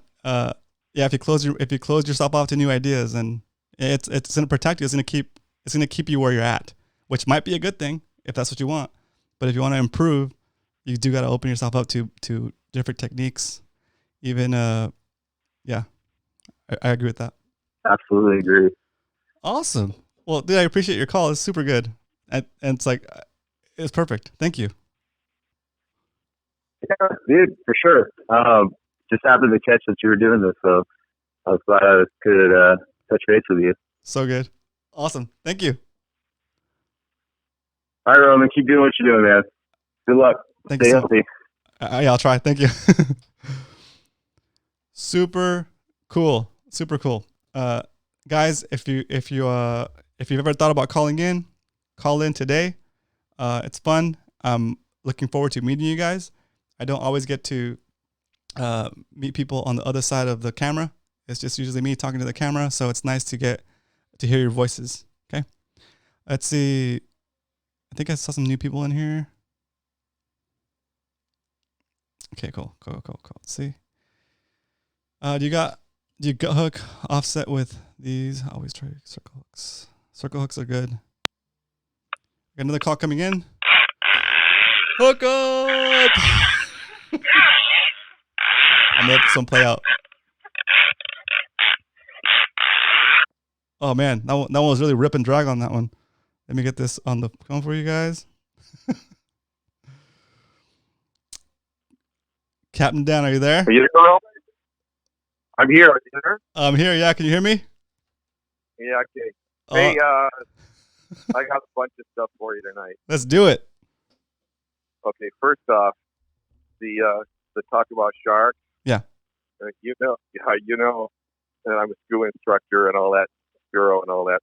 I have a professional courtesy with sharks. Yeah, right. I don't eat them. They don't eat me. I've been in the water since I was a kid, so it's worked out okay so far. So, in fact, I was out fishing with Pete Gray from Let's Talk Hookup a few weeks ago. That's cool. And we were rock fishing, and I hooked into a little baby mako, which are the craziest sharks of all. Yeah. I've been in the water with great whites for TV. Makos scare the crap out of me. White sharks are no big deal. And this little baby mako, I felt so bad because I was rock fishing, and the little guy came up, and it took a couple minutes to get him off, but away he went. It was pretty cool. Yeah, those things are so fast. My mom used to like thresher shark, and I just shake my head. Mom, God, you're killing me. Don't do this, But yeah, she liked it. I will not eat a shark. I got some unfortunate news for people who don't know. The Fred Hall show, as a result of the TV, got postponed, and they're hoping for a Hall in the fall, in the maybe sometime in the fall, because of all the virus stuff going on. So right. hopefully something like that will happen.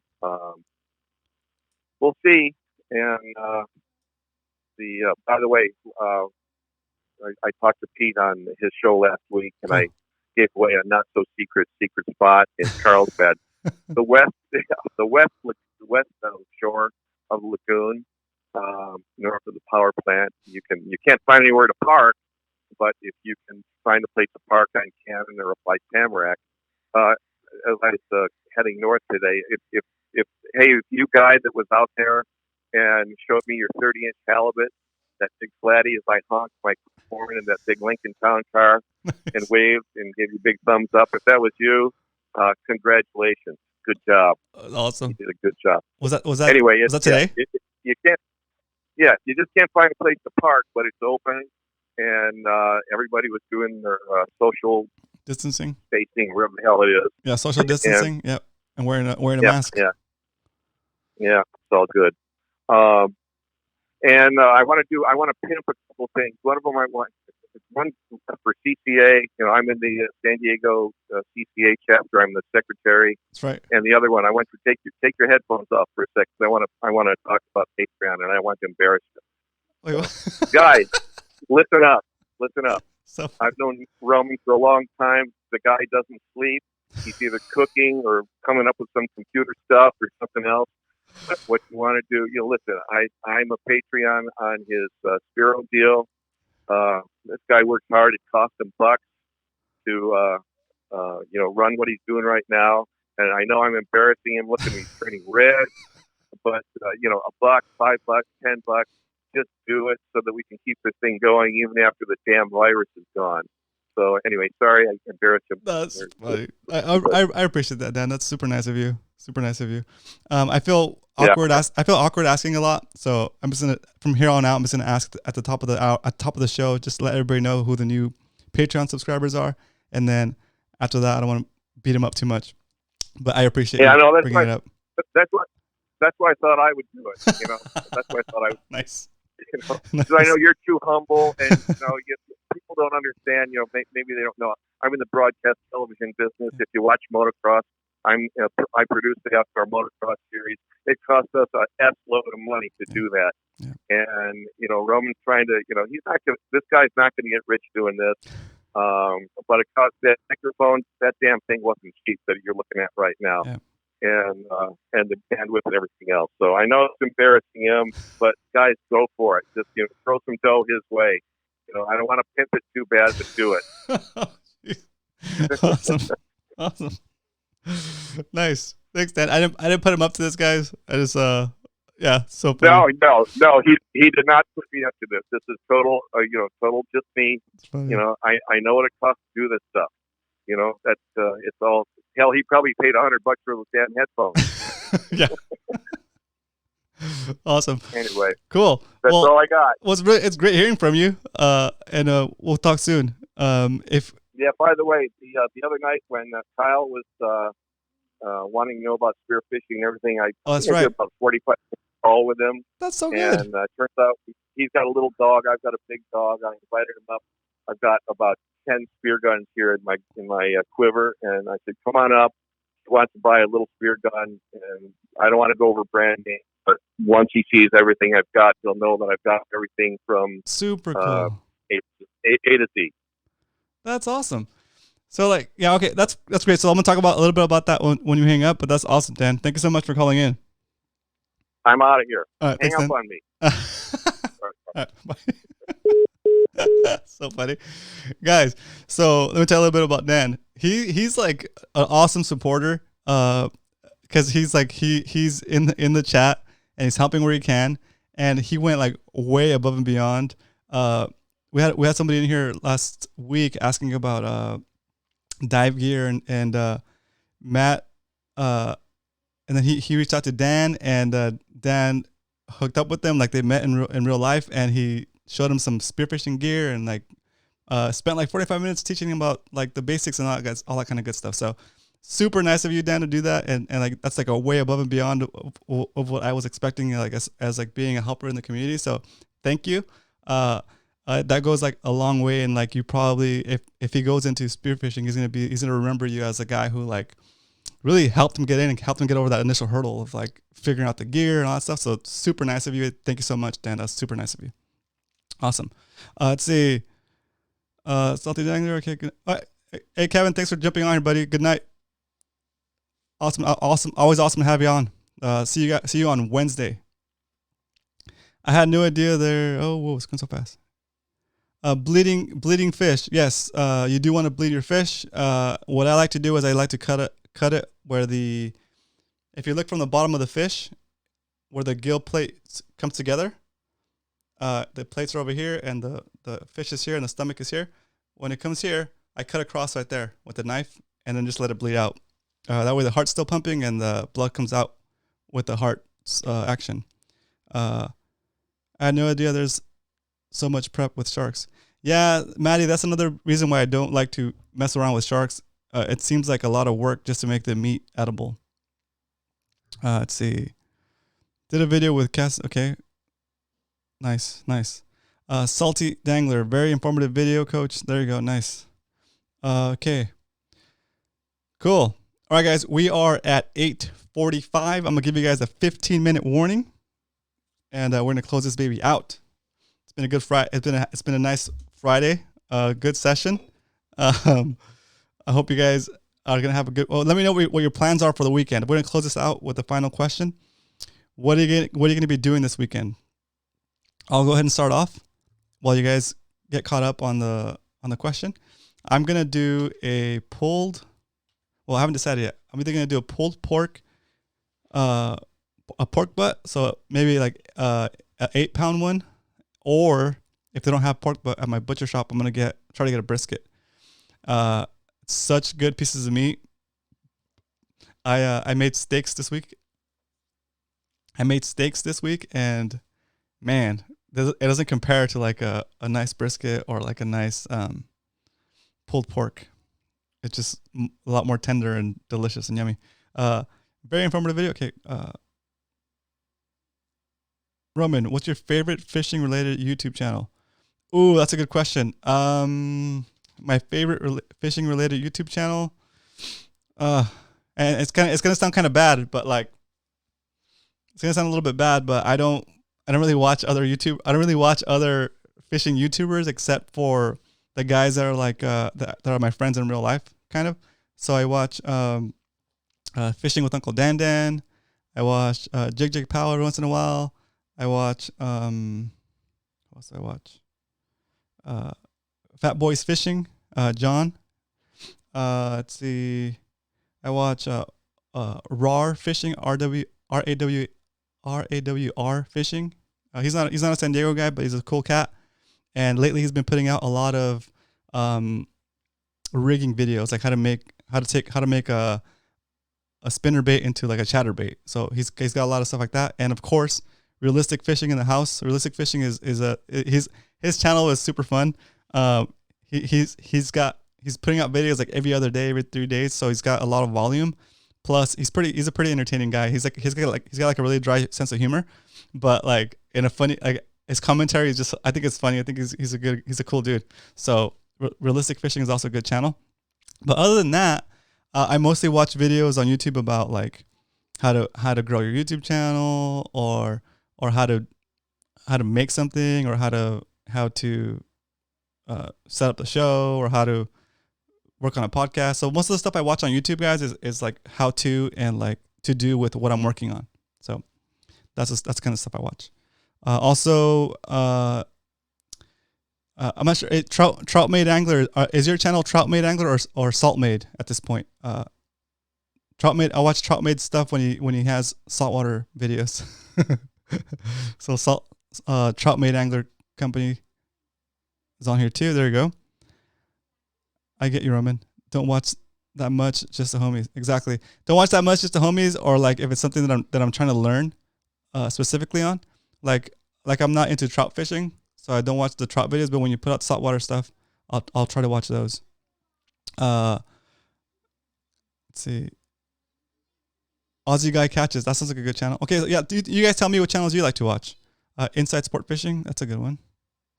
Lots of good history on Inside Sport Fishing. Cool. I need to check that out. Inside Sport Fishing.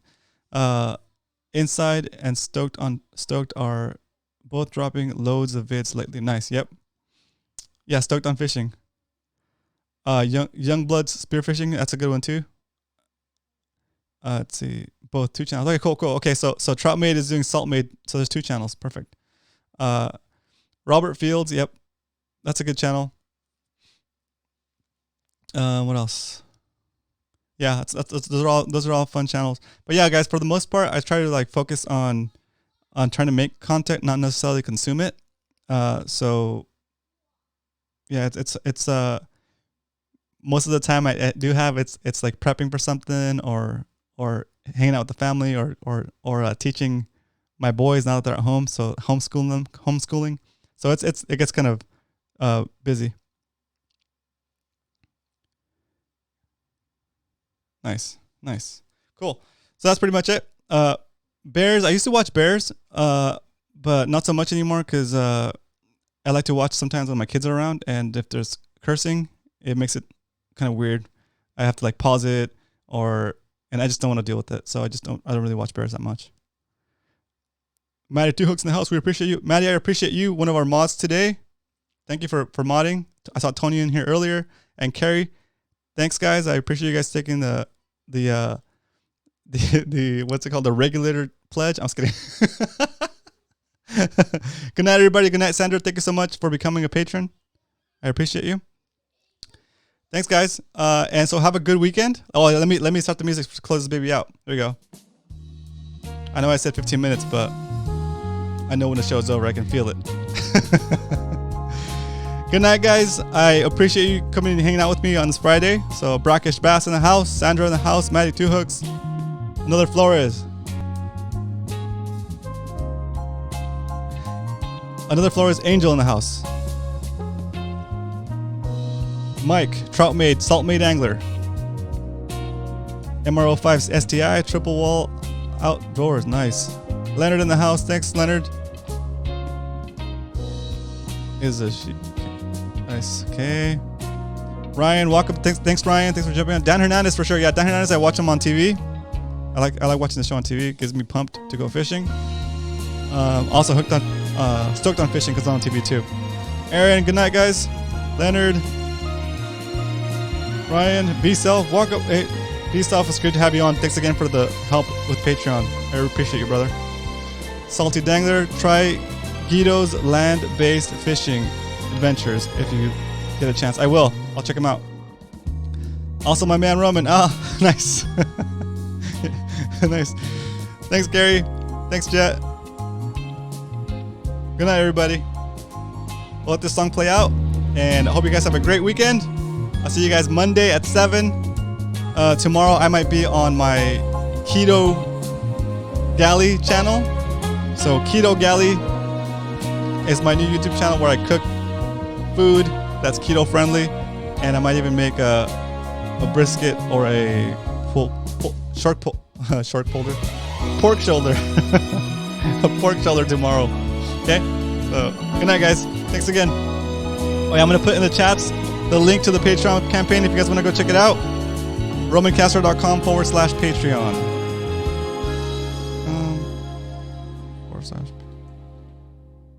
/Patreon. Okay, good night, guys.